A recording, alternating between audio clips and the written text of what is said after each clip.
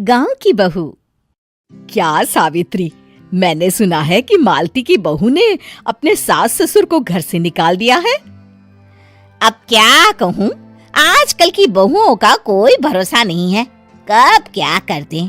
मालती की बहू को देखकर कौन कह सकता था कि वो ऐसी निकलेगी।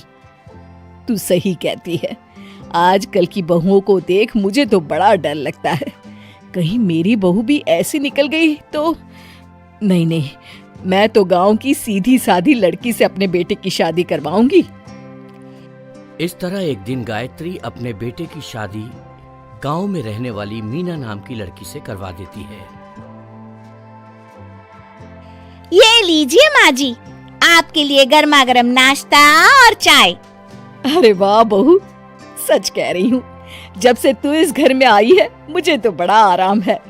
तेरे जैसी बहू तो किस्मत वालों को मिलती है। का माँ जी, अब इतनी भी तारीफ मत करिए ना। धीरे धीरे मीना गायत्री की चहेती बन जाती है और मीना भी गायत्री को कभी शिकायत का मौका नहीं देती थी। फिर एक दिन, ये ले बहू, आज मैं बाजार से तेरे लिए साड़ी लाई हूँ। साड़ी देखते ही मीना का मुंह लटक जाता है। का माँ जी, ये भी कोई साड़ी है?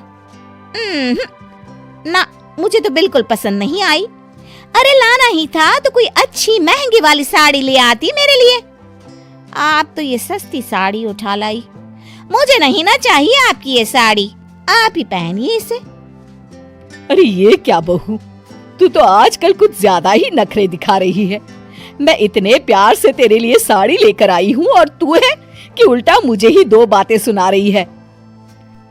अरे माँ जी, आप अपने लिए तो बड़ी डिजाइनदार और महंगी महंगी साड़ियाँ खरीदती हैं और मेरे लिए ये सस्ती साड़ी ले आई। आप समझती हैं कि मैं गांव से आई हूँ इसलिए मुझे कुछ नहीं पता। हाँ, अरे कुछ नहीं, तुझे शहर की हवा लग गई है बहू। इस तरह दोनों सास बहू में रोज किसी न किसी बात पर लड़ाइयां शुरू हो जाती थीं। एक दिन गायत्री अपनी कुछ सहेलियों को अपने घर चाय पर बुलाती है।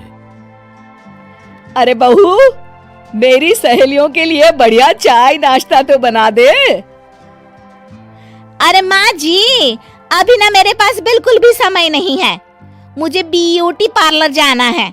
चाय नाश्ता आप ही बना लीजिए। हाँ, तू कब से ब्यूटी पार्लर जाने लगी है? शहर आए 2 दिन नहीं हुए और देखो महारानी के नखरे शुरू हो गए। बस भी करिए माँ जी, आपसे बहस करने के लिए मेरे पास ना बिल्कुल टाइम नहीं है। आपका क्या है, आप समझती हैं कि मैं गांव से आई हूं तो मुझे कुछ नहीं आता और आप जो रोज रोज मुझसे मेहमान नवाजी करवाती रहती हैं नौकरानी की तरह। मीना के कमरे में जाते ही, अरे ये क्या गायत्री, तू तो अपनी बहू की बड़ी तारीफ कर रही थी, लेकिन ये तो तुझे कुछ समझती ही नहीं। भाई मुझे तो लग रहा था कि तेरी बहू गांव की है तो सीधी सादी होगी, लेकिन इसने तो शहरी बहुओं को भी मात कर दिया। हाँ। अपनी सहेलियों के सामने अपनी बेइज्जती होते देख गायत्री आग बबूला हो जाती है। अरे क्या शहर और क्या गांव, मेरी तो किस्मत ही फूटी थी जो मैं इसे बहू बना के ले आई। भगवान जाने आगे और क्या क्या करेगी। अब तो मुझे कुछ ठीक नहीं लगता। तू जरा संभल के रहना, कहीं मालती की तरह तेरा भी हाल बेहाल ना हो जाए। अच्छा, अब हम चलते हैं। अपनी सहेली की बातें सुनकर गायत्री थोड़ी घबरा जाती है। अरे ये सुशीला क्या बोलकर चली गई, कहीं इसकी बात सच ना निकल जाए।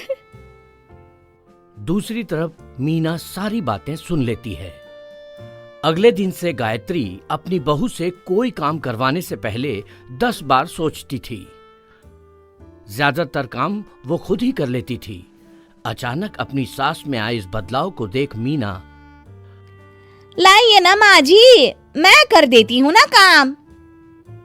एक बात पूछूं माँ जी, आजकल ना आप बड़ी चुप चुप सी रहती हैं और अब मुझसे झगड़ना तो दूर, मुझसे खुल के बात तक नहीं करती आप। कुछ नहीं बहू, ऐसे ही। मीना अपनी सास की मंशा भांप जाती है और मुस्कुराते हुए कहती है, अरे माँ जी, चिंता मत करिए, मैं आपको घर से नहीं ना निकालने वाली। ये डर आप अपने मन से निकाल दीजिए। अरे छोटे मोटे झगड़े तो हर घर में होते रहते हैं, चाहे कुछ भी हो जाए, आप मेरी सासू माँ हो। मैं तो जिंदगी भर आपकी सेवा करूंगी माँ जी। अपनी बहू की बातें सुन गायत्री को एक प्रकार का संतोष होता है और उसकी सारी चिंताएं दूर हो जाती है। गायत्री अपनी बहू को गले लगा लेती है। मुझे माफ कर दे बहू, मैं तुझे गलत समझ बैठी थी। कोई बात नहीं माँ जी, ये ना घर घर की कहानी है। हाँ। गंवार सास। ममता ने अपने बेटे को पढ़ा लिखा कर बड़ा आदमी बनाया। अब वो शहर में अपने परिवार के साथ रहता है। एक दिन ममता का बेटा रोहन अपनी पत्नी आलिया से कहता है, अरे आलिया सुनो, माँ अब से गांव में नहीं रहेगी, वो हमारे साथ यहीं रहेंगे शहर में। उनका कमरा आज नौकर से बोलकर अच्छे से साफ करवा देना। ओह, आज तो मेरी किटी पार्टी है, फिर मुझे जिम और फिर शॉपिंग। ठीक है, कल करवा दूंगी। अच्छा, लेकिन माँ के सामने ये कपड़े नहीं चलेंगे। हाँ, तुम्हें साड़ी या सूट पहनना होगा। अरे बिल्कुल भी नहीं, मेरे मम्मी पापा ने इतना पैसा लगाकर शादी इसलिए नहीं की थी कि मैं अपनी मर्जी के कपड़े पहन ओढ़ भी ना सकूं। अरे चलो, गुस्सा मत हो, लेकिन कुछ दिन तो माँ की खुशी के लिए कर सकती हो ना। लेकिन आलिया मानती नहीं। माँ आती है सिंपल सी साड़ी, झोला और चप्पल पहनकर। अरे रोहन, मैं इनके साथ कैसे रहूंगी? मेरी फ्रेंड्स क्या कहेंगी? ये तो पूरी गंवार लग रही है। आलिया, माँ गांव में रहती थी इसलिए ऐसी हैं। तुम आज ही माँ के साथ जाकर उनकी पसंद की शॉपिंग करवा देना। इनके साथ घर के अंदर रहना मुश्किल है, बाहर तो मैं कभी भी ना जाऊं। रोहन को आलिया पर गुस्सा आ जाता है। माँ, ओ माँ। हाँ बेटा। वो माँ को ले जाने के लिए उनका हाथ पकड़ता है कि अरे माँ, तेरे हाथ अभी तक इतने कड़े हैं, तूने इसका कोई इलाज नहीं किया? अरे बेटा, इसका कोई इलाज नहीं। वैसे भी मुझे कोई शर्म नहीं कि मेरे हाथ मुलायम नहीं है, क्योंकि इन्हीं हाथों से मेहनत कर मैंने तुझे बनाया है बेटा। अगले दिन। माँ, मैं ऑफिस जा रहा हूँ, कुछ लाना हो तो आलिया को बोलकर फोन करवा देना। रोहन के जाने के बाद, आप ना आज कमरे में ही रहिएगा, घर में पार्टी है, मेरी सहेलियां आ रही हैं, मैं उन लोगों के सामने आपको नहीं ला सकती हूँ। ठीक है बहू, लेकिन तुम कहो तो मैं कुछ खाने को बना दूँ तुम लोगों की पार्टी के लिए। वो लोग सिर्फ कॉन्टिनेंटल या थाई फूड ही खाते हैं। कोई बात नहीं, कभी इंडियन खिलाने वाला कोई मिला नहीं होगा ना। मैं बनाकर कमरे में चली जाऊंगी। जैसे आपकी मर्जी। आलिया के घर उसकी दोस्त आती हैं, पार्टी होती है।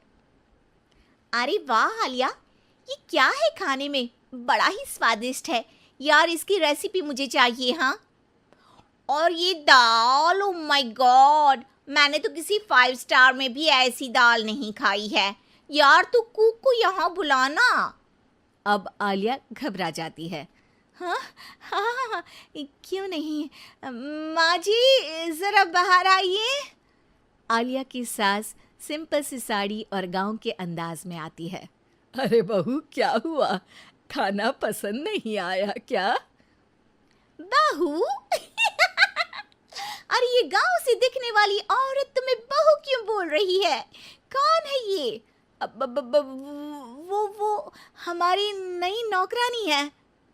सास बहू की बात सुनकर बहुत दुखी हो जाती है। वो सर झुकाकर जा ही रही होती है कि एक सहेली बोल पड़ती है। अरे कहाँ जा रही हैं माँ जी? वो उठकर उनके पैर छूती है। जीती रहो बेटा। क्या है ना, आपकी शक्ल बिल्कुल मेरी माँ जैसी है। पता है आलिया, मैं शहर पढ़ने आई और फिर शहरी हो गई, लेकिन मेरे माँ पापा तो आज भी गांव में रहते हैं, बिल्कुल इनके जैसे ही हैं।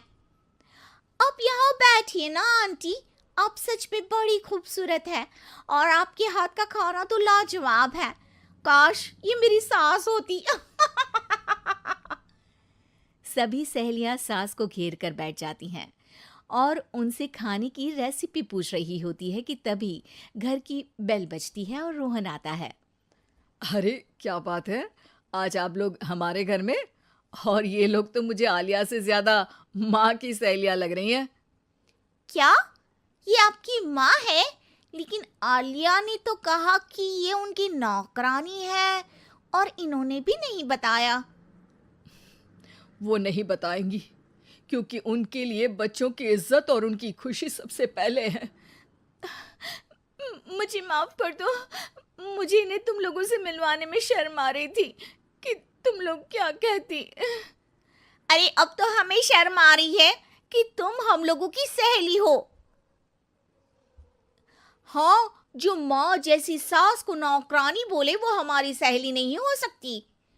ये बोलकर सभी वहां से जाने लगती है कि सास बोलती है, आलिया की तरफ से मैं तुम लोगों से माफ़ी मांगती हूँ। उसने जो कहा उसके लिए मैं उसे माफ़ करती हूँ। अब तुम लोग भी उसे माफ़ कर दो, क्योंकि अगर तुम लोगों ने उससे दोस्ती तोड़ी तो फिर मेरे हाथ का खाना कैसे खाओगी?